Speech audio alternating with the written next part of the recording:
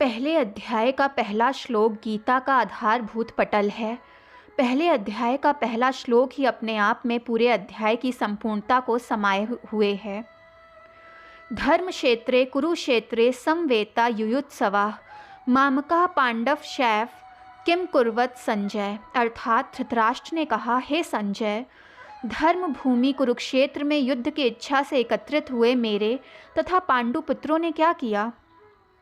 इसका तात्पर्य है, भगवद गीता एक बहुपठित आस्तिक विज्ञान है जो गीता महात्म्य में सार रूप में दिया हुआ है। इसमें ये उल्लेख है कि मनुष्य को चाहिए कि वो श्री कृष्ण के भक्त की सहायता से संवीक्षण करते हुए भगवद गीता का अध्ययन करे और स्वार्थ प्रेरित व्याख्याओं के बिना उसे समझने का प्रयास करे। अर्जुन ने जिस प्रकार से साक्षात भगवान कृष्ण से गीता सुनी और उसका उपदेश ग्रहण किया, इस प्रकार की स्पष्ट अनुभूति का उदाहरण भगवद गीता में ही मिल सकता है। यदि उसी गुरु परंपरा से निजी स्वार्थ से प्रेरित हुए बिना किसी को भगवद गीता समझने का सौभाग्य प्राप्त हो, तो वो समस्त वैदिक ज्ञान तथा विश्व के समस्त शास्त्रों के अध्ययन को पीछे छोड़ देता है। पाठक को भगवद गीता में न केवल अन्य शास्त्रों की सारी बातें मिलेंगी, अपितु ऐसी बातें भी मिलेंगी जो अन्यत्र कहीं उपलब्ध नहीं। यही गीता का विशिष्ट मानदंड है। स्वयं भगवान श्री कृष्ण द्वारा साक्षात उच्चरित होने के कारण ये पूर्ण आस्तिक विज्ञान है। महाभारत में वर्णित धृतराष्ट्र तथा संजय की वार्ताएं इस महान दर्शन के मूल सिद्धांत का कार्य करती हैं। माना जाता है कि इस दर्शन की प्रस्तुति कुरुक्षेत्र के युद्ध स्थल में हुई, जो वैदिक युग से पवित्र तीर्थ स्थल रहा है। इसका प्रवचन भगवान द्वारा मानव जाति के पथ प्रदर्शन हेतु तब किया गया जब वे इस लोक में अर्थात पृथ्वी लोक में स्वयं उपस्थित थे। धर्म क्षेत्र शब्द सार्थक है क्योंकि कुरुक्षेत्र के युद्ध स्थल में अर्जुन के पक्ष में श्री भगवान स्वयं उपस्थित थे। कौरवों का पिता धृतराष्ट्र अपने पुत्रों की विजय की संभावना के विषय में अत्यधिक संदिग्ध था। अतः इसी संदेह के कारण उसने अपने सचिव से पूछा, उन्होंने क्या किया। यानी वो आश्वस्त था कि उसके पुत्र तथा उसके छोटे भाई पांडु के पुत्र कुरुक्षेत्र की युद्ध भूमि में निर्णयात्मक संग्राम के लिए इकट्ठा हुए हैं। फिर भी उसकी जिज्ञासा सार्थक है। वो नहीं चाहता था कि भाइयों में कोई समझौता हो, अतः वो युद्ध भूमि में अपने पुत्रों की नियति के विषय में आश्वस्त होना चाह रहा था। चूँकि इस युद्ध को कुरुक्षेत्र में लड़ा जाना था, जिसका उल्लेख वेदों में स्वर्ग के निवासियों के लिए भी तीर्थ स्थल के रूप में हुआ है, इसीलिए धृतराष्ट्र अत्यंत भयभीत थे कि इस पवित्र स्थल का युद्ध के परिणाम पर ना जाने क्या प्रभाव पड़े। उसे भली भांति ज्ञात था कि इसका प्रभाव अर्जुन तथा पांडु के अन्य पुत्रों पर अत्यंत अनुकूल पड़ेगा, क्योंकि स्वभाव से वो सभी पुण्य आत्माएं थीं। संजय श्री व्यास के शिष्य थे, अतः उनकी कृपा से संजय धृतराष्ट्र के कक्ष में बैठे बैठे कुरुक्षेत्र के युद्ध स्थल का दर्शन कर पा रहे थे। इसीलिए धृतराष्ट्र ने उससे युद्ध स्थल की स्थिति के विषय में पूछा। पांडव तथा धृतराष्ट्र के पुत्र दोनों ही एक वंश से संबंधित हैं, किंतु यहाँ पर धृतराष्ट्र के वाक्य से उसके मनोभाव प्रकट हुए। उसने जानबूझकर अपने पुत्रों को कुरु कहा और पांडु पुत्रों के वंश को उत्तराधिकार से विलग कर दिया। इस तरह पांडु के पुत्रों अर्थात अपने भतीजों के साथ धृतराष्ट्र की विशिष्ट मनः स्थिति समझी जा सकती है। जिस प्रकार धान के खेत से आवांछित पौधों को उखाड़ दिया जाता है, उसी प्रकार इस कथा के आरंभ से ही ऐसी आशा की जाती है कि जहाँ धर्म के पिता श्री कृष्ण उपस्थित हों, वहाँ कुरुक्षेत्र रूपी खेत में दुर्योधन आदि धृतराष्ट्र के पुत्र रूपी आवांछित पौधों को समूल नष्ट करके युधिष्ठिर आदि नितांत धार्मिक पुरुषों की स्थापना की जाएगी। यहाँ धर्म क्षेत्रे तथा कुरुक्षेत्रे शब्दों की उनकी ऐतिहासिक तथा वैदिक महत्ता के अतिरिक्त यही सार्थकता है। संजय ने कहा, हे राजन, पांडु पुत्रों द्वारा सेना की व्यूह रचना देखकर राजा दुर्योधन अपने गुरु के पास गए और उसने ये शब्द कहे। धृतराष्ट्र जन्म से अंधे थे। दुर्भाग्यवश वो आध्यात्मिक दृष्टि से भी वंचित रह गए। वो ये भी जानता था कि उसी के समान उसके पुत्र भी धर्म के मामले में अंधे हैं और उसे विश्वास था कि वे पांडवों के साथ कभी समझौता नहीं करेंगे, क्योंकि पांचों पांडव जन्म से ही पवित्र थे। फिर भी उसे तीर्थ स्थान के प्रभाव के विषय में संदेह था, इसीलिए संजय युद्ध भूमि की स्थिति के विषय में उसके प्रश्नों के मंतव्य को समझ गए। अतः वो निराश राजा को प्रोत्साहित करना चाह रहा था। उसने उसे विश्वास दिलाया कि उसके पुत्र पवित्र स्थान के प्रभाव में आकर किसी प्रकार का समझौता करने नहीं जा रहे। उसने राजा को बताया कि उसका पुत्र दुर्योधन पांडवों की सेना को देखकर तुरंत अपने सेनापति द्रोणाचार्य को वास्तविक स्थिति से अवगत कराने गया है। यद्यपि दुर्योधन को राजा कहकर संबोधित किया गया है, तो भी स्थिति की गंभीरता के कारण उसे सेनापति के पास जाना पड़ा। इसलिए दुर्योधन राजनीतिज्ञ बनने के लिए सर्वथा उपयुक्त था, किंतु जब उसने पांडवों की व्यूहरचना देखी तो उसका ये कूटनीतिक व्यवहार उसके भय को छिपा ना पाया।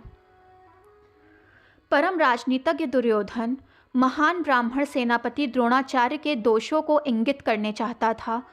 अर्जुन की पत्नी द्रौपदी के पिता राजा द्रुपद के साथ द्रोणाचार्य का कुछ राजनीतिक झगड़ा चल रहा था। इस झगड़े के फलस्वरूप द्रुपद ने एक महान यज्ञ संपन्न किया, जिससे उसे एक ऐसा पुत्र प्राप्त होने का वरदान मिला जो द्रोणाचार्य का वध कर सके। द्रोणाचार्य से भली भांति जानते थे, किंतु जब द्रुपद का पुत्र धृष्टद्युम्न युद्ध शिक्षा के लिए उसको सौंपा गया तो द्रोणाचार्य को उसे अपने सारे सैनिक रहस्य प्रदान करने में कोई झिझक न हुई। अब धृष्टद्युम्न कुरुक्षेत्र की युद्ध भूमि में पांडवों का पक्ष ले रहा था और उसने द्रोणाचार्य से जो कला सीखी थी उसी के आधार पर उसने एक व्यूह रचना रची। दुर्योधन ने द्रोणाचार्य की इस दुर्बलता की ओर इंगित किया, जिससे वो युद्ध में सजग रहें और समझौता ना करें। इसके द्वारा वो द्रोणाचार्य को ये भी बताना चाह रहा था कि कहीं वो अपने प्रिय शिष्य पांडवों के प्रति युद्ध में उदारता न दिखा बैठें। विशेष रूप से अर्जुन उनका अत्यंत प्रिय एवं तेजस्वी शिष्य है। दुर्योधन ने यह भी चेतावनी दी कि युद्ध में इस प्रकार की उदारता से पराजय हो सकती है। यद्यपि युद्ध कला में द्रोणाचार्य की महान शक्ति के समक्ष धृष्टद्युम्न महत्वपूर्ण बाधक नहीं था, किंतु ऐसे अनेक योद्धा थे जिसने उसे भयभीत कर रखा था। दुर्योधन इन्हें विजय पथ में अत्यंत बाधक बताता है, क्योंकि इनमें से प्रत्येक योद्धा भीम तथा अर्जुन के समान दुर्जेय था। उसे भीम और अर्जुन के बल का ज्ञान था, इसीलिए वो अन्यों की तुलना इन दोनों से करता है। इनके साथ ही दृष्टकेतु, चेकितान, काशीराज, पुरुजित, कुंती भोज तथा शैव्य जैसे महान शक्तिशाली योद्धा भी पांडुपुत्र अर्जुन का साथ दे रहे थे। पराक्रमी युधामन्यु, अत्यंत शक्तिशाली उत्तमौजा, सुभद्रा का पुत्र तथा द्रौपदी के पुत्र, ये सभी भी महारथी हैं। किंतु हे ब्राह्मण श्रेष्ठ, आपकी सूचना के लिए मैं अपनी सेना के उन नायकों के विषय में बताना चाहूँगा जो मेरी सेना को संचालित करने में विशेष रूप से निपुण हैं। मेरी सेना में स्वयं आप हैं, भीष्म पितामह, कर्ण, कृपाचार्य, अश्वत्थामा, विकर्ण तथा सोमदत्त का पुत्र भूरिश्रवा आदि है, जो युद्ध में सदैव विजयी रहे हैं। तात्पर्य: दुर्योधन उन अद्वितीय युद्ध वीरों का उल्लेख करता है जो सदैव विजयी होते रहे हैं। विकर्ण दुर्योधन का भाई है, अश्वत्थामा द्रोणाचार्य का पुत्र और सोमदत्ती या भूरिश्रवा ब्रहालिकों के राजा का पुत्र। कर्ण अर्जुन का आधा भाई है, क्योंकि वो कुंती के गर्भ से राजा पांडु के साथ विवाहित होने से पूर्व उत्पन्न हुआ। कृपाचार्य की जुड़वा बहन द्रोणाचार्य को ब्याही थी। जहाँ तक अन्यों का यथा जयद्रथ, कृतवर्मा तथा शल्य का संबंध है, वे सब दुर्योधन के लिए अपने प्राणों की आहुति देने को सज्ज हैं। दूसरे शब्दों में ये पूर्व निश्चित है कि वे सब पापी दुर्योधन के दल में सम्मिलित होने के कारण कुरुक्षेत्र के युद्ध में मारे जाने वाले हैं। निसंदेह अपने मित्रों की संयुक्त शक्ति के कारण दुर्योधन अपनी विजय के प्रति आश्वस्त है। यहाँ पर दुर्योधन ने तुलनात्मक शक्ति का अनुमान प्रस्तुत किया। वो सोचता है कि अत्यंत अनुभवी सेना नायक भीष्म पितामह के द्वारा विशेष रूप से संरक्षित होने के कारण उसकी सशस्त्र सेनाओं की शक्ति अपराजित है। दूसरी ओर पांडवों की सेनाएं सीमित हैं, क्योंकि उनकी सुरक्षा एक कम अनुभवी नायक भीम द्वारा की जा रही है, जो भीष्म की तुलना में नगण्य है। दुर्योधन सदैव भीम से ईर्ष्या करता था, क्योंकि वो जानता था कि यदि उसकी मृत्यु कभी हुई तो भीम के हाथों होगी। किंतु साथ ही उसे दृढ़ विश्वास था कि भीष्म पितामह की उपस्थिति में उसकी विजय निश्चित है, क्योंकि भीष्म कहीं अधिक उत्कृष्ट सेनापति हैं, वो युद्ध में विजयी होंगे, ये उसका दृढ़ विश्वास है। भीष्म पितामह के शौर्य की प्रशंसा करने के बाद दुर्योधन ने सोचा कि कहीं अन्य योद्धा ये ना समझें कि उनमें कम महत्व दिया जा रहा है।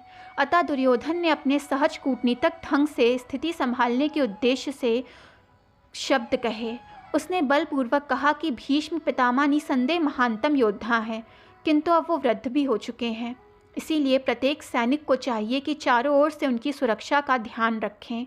हो सकता है कि वे किसी एक दिशा में युद्ध करने में लग जाएं और शत्रु उसका लाभ उठा ले। अतः यह आवश्यक है कि अन्य योद्धा मोर्चे को संभालें।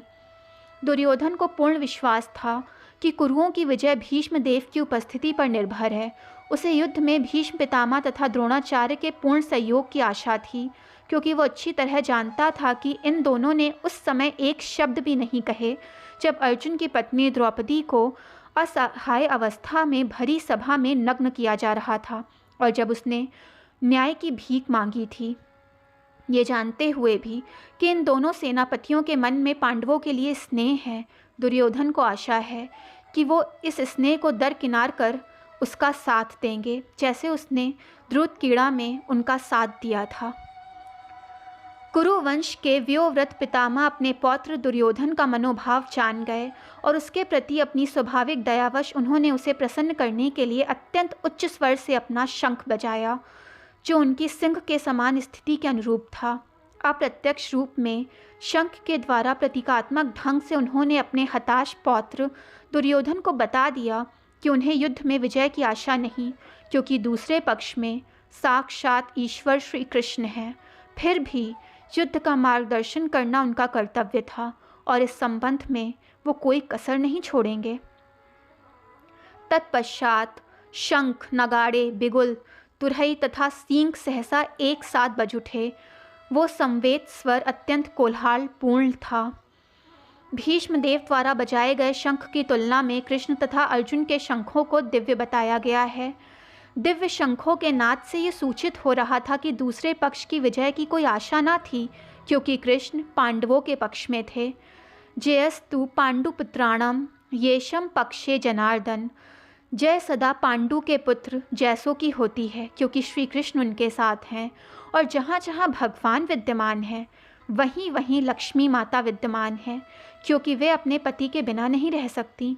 अतः जैसे कि विष्णु या भगवान कृष्ण के शंख द्वारा उत्पन्न दिव्य ध्वनि से सूचित हो रहा था, विजय तथा श्री दोनों ही अर्जुन की प्रतीक्षा कर रही थीं। इसके अतिरिक्त जिस रथ में दोनों मित्र आसीन थे वो अर्जुन को अग्नि देवता द्वारा प्रदान किया गया और इससे सूचित हो रहा था कि तीनों लोकों में जहाँ कहीं भी वो जाएगा वहाँ विजय निश्चित करेगा।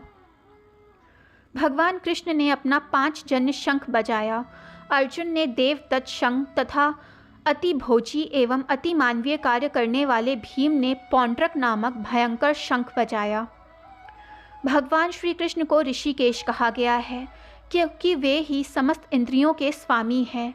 सारे जीव उनके भिन्नांश हैं, अर्थात जीव की इंद्रियां भी उनकी इंद्रियों के अंश हैं। चूँकि निर्विशेषवादी जीवों की इंद्रियों का कारण बताने में असमर्थ हैं, इसीलिए वो जीवों को इंद्र रहित या निर्विशेष कहने के लिए उत्सुक रहते हैं।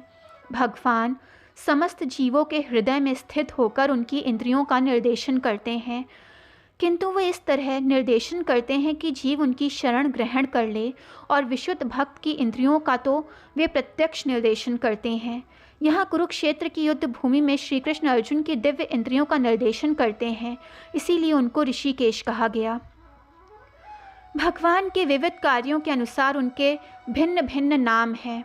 जैसे कि उनका एक नाम मधुसूदन है, क्योंकि उन्होंने मधु नामक असुर का वध किया। वो गाय तथा इंद्रियों को आनंद देने के कारण गोविंद कहलाते हैं। वसुदेव के पुत्र होने के कारण उनका नाम वासुदेव है।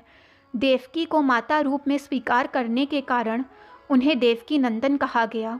वृंदावन में यशोदा के साथ बाल लीलाएं करने के कारण वो यशोदा नंदन भी हैं, और अपने मित्र अर्जुन का सारथी बनने के कारण उन्हें पार्थ सारथी कहा गया।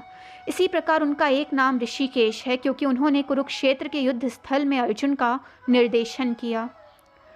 इस श्लोक में अर्जुन को धनंजय कहा गया क्योंकि जब इनके बड़े भाई को विभिन्न यज्ञ संपन्न करने के लिए धन की आवश्यकता हुई तो उसे प्राप्त करने में अर्जुन ने अपने भाई की सहायता की। इसी प्रकार भीम व्रकोदर कहलाते हैं क्योंकि जैसे वे अधिक खाते हैं उसी प्रकार वे अति मानवीय कार्य करने वाले हैं, जैसे हिडिंबासुर का वध। अतः पांडवों के पक्ष में श्री कृष्ण इत्यादि विभिन्न व्यक्तियों द्वारा विशेष प्रकार के शंखों का बजाया जाना युद्ध करने वाले सैनिकों के लिए अत्यंत प्रेरणाप्रद है। विपक्ष में ऐसा कुछ ना था, ना तो परम निर्देशक श्री कृष्ण थे, ना ही भाग्य की देवी श्री अर्थात लक्ष्मी थीं। अतः युद्ध में उनकी पराजय पूर्व निश्चित थी और शंखों की ध्वनि मानो यही संदेश दे रही हो।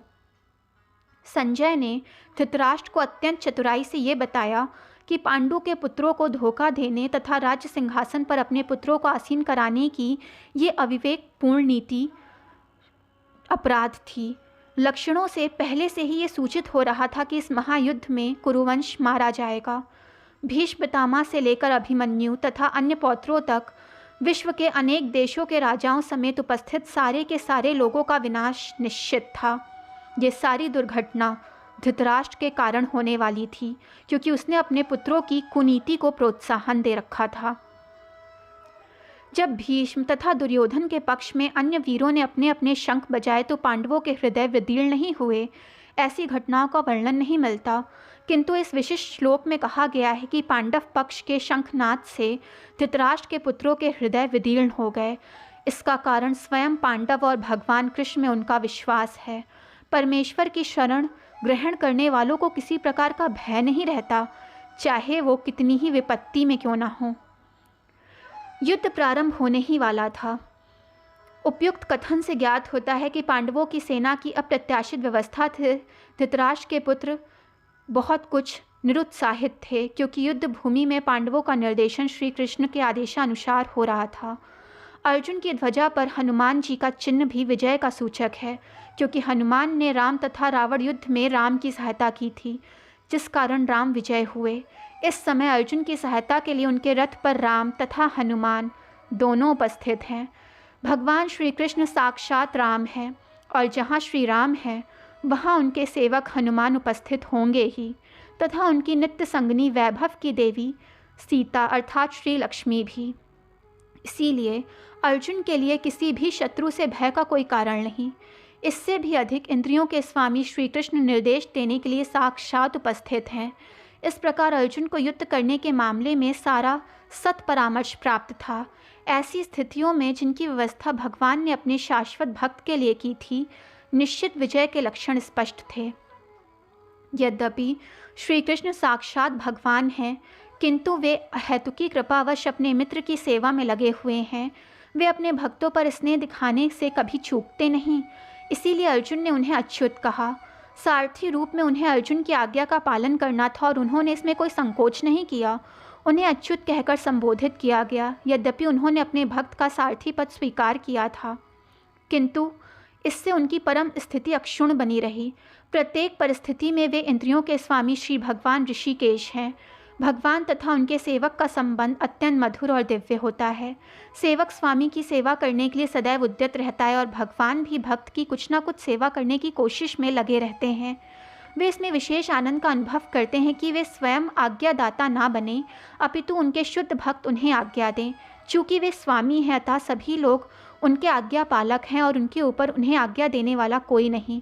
किंतु जब वो देखते हैं कि उनका युक्त शुद्ध भक्त आज्ञा दे रहा है तो उन्हें दिव्य आनंद मिलता है और वे समस्त परिस्थितियों में अच्युत रहने वाले हैं। ये सर्वविदित था कि दुर्योधन अपने पिता धृतराष्ट्र की साठ काट से पापपूर्ण योजनाएं बनाकर पांडवों के राज्य को हड़पना चाहता था।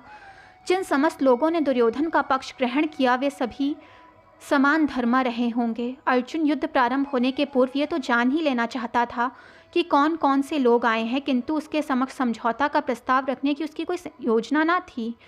ये भी तथ्य था कि वे उनकी शक्ति का, जिसका उसे सामना करना था, अनुमान लगाने की दृष्टि से उन्हें देखना चाह रहा था। उसे अपनी विजय का विश्वास था क्योंकि श्री कृष्ण उसके साथ विराजमान थे। अर्जुन को गुडाकेश कहा गया है, अर्थात जो नींद को जीत ले वो गुडाकेश है। नींद अज्ञान का प्रतीक है। अर्जुन ने कृष्ण की मित्रता के कारण नींद और अज्ञान पर विजय प्राप्त की।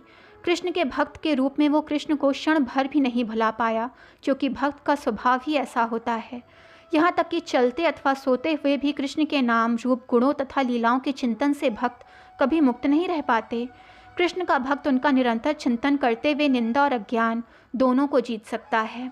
इसी को कृष्ण भावनामृत या समाधि कहते हैं। प्रत्येक जीव के इंद्रियों तथा मन के निर्देशक अर्थात ऋषिकेश के रूप में कृष्ण अर्जुन के मंतव्य को समझ गए कि वो क्यों सेनाओं के मध्य में रथ को खड़ा करवाना चाहता है, और उन्होंने वैसा किया भी। समस्त जीवों के परमात्मा स्वरूप भगवान कृष्ण ये जानते थे कि अर्जुन के मन में क्या चल रहा है। इस प्रसंग में ऋषिकेश शब्द का प्रयोग सूचित करता है कि वे सब कुछ जानने वाले हैं।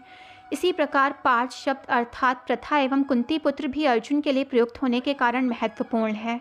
मित्र के रूप में वो अर्जुन को बता देना चाहते हैं कि अर्जुन उनके पिता वसुदेव की बहन प्रथा का पुत्र था, इसीलिए उन्होंने अर्जुन का सारथी बनना स्वीकार किया। किंतु जब अर्जुन से कुरवों को कहा तो उसने क्या अभिप्राय था? क्या अर्जुन वो वहीं पर रुककर युद्ध करना नहीं चाहता था? कृष्ण को अपनी बुआ प्रथा के पुत्र से कभी ऐसी आशा ना थी। इस प्रकार से कृष्ण ने अपने मित्र की मनस्थिति को पूर्व सूचना परिहासवश दी है। अर्जुन युद्ध भूमि में अपने सभी संबंधियों को देख सका। वे अपने पिता के समकालीन व्यक्तियों जैसे भीष्म तथा सोमदत्त जैसे पितामहों, द्रोणाचार्य और कृपाचार्य जैसे गुरुओं, शल्य, शकुनी जैसे मामाओं, दुर्योधन जैसे भाइयों, अश्वत्थामा जैसे मित्रों को देख पाया। वो उन सेनाओं को देख पाया जिनमें अनेक उसके मित्र भी हैं। जब कुंती पुत्र अर्जुन ने मित्रों और संबंधियों की इन विभिन्न श्रेणियों को देखा तो वो करुणा से अभिभूत होकर इस प्रकार बोला। अर्जुन ने कहा, हे कृष्ण, इस प्रकार युद्ध की इच्छा रखने वाले अपने मित्रों तथा संबंधियों को अपने समक्ष उपस्थित देखकर मेरा शरीर काँप रहा है और मेरा मुख भी सूख रहा है। मेरा शरीर काँप रहा है, मेरे रोंगटे खड़े हो रहे हैं और मेरा धनुष मेरे हाथों से फिसला जा रहा है। मैं यहाँ अब और अधिक खड़ा नहीं रहना पा रहा। मैं अपने को भूल रहा हूँ और मेरा सिर चकरा रहा है। हे कृष्ण, मुझे तो केवल अमंगल दिख रहा है। हे कृष्ण, इस युद्ध में अपने ही स्वजनों का वध करने से ना तो मुझे कोई अच्छाई दिख रही है और मैं उससे किसी प्रकार की विजय, राज्य या सुख की इच्छा नहीं रख रहा।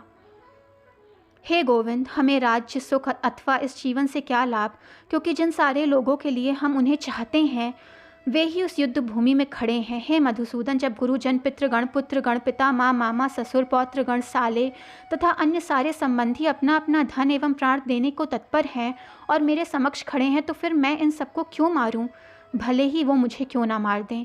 हे जीवों के पालक, मैं इन सबों से लड़ने को तैयार नहीं, भले ही बदले में मुझे तीनों लोक क्यों ना मिल रहे हों। इस पृथ्वी की तो बात ही छोड़ दें। भला धृतराष्ट्र के पुत्रों को मारकर हमें क्या प्रसन्नता मिलेगी? यदि हम ऐसे अतातताइयों का वध करते हैं तो हम पर पाप चढ़ेगा। ये उचित नहीं होगा कि हम धृतराष्ट्र के पुत्रों तथा उनके मित्रों का वध करें। हे लक्ष्मीपति कृष्ण, इससे हमें क्या लाभ और अपने ही कुटुंबियों का वध कर हमें किस प्रकार का सुख मिलने वाला है?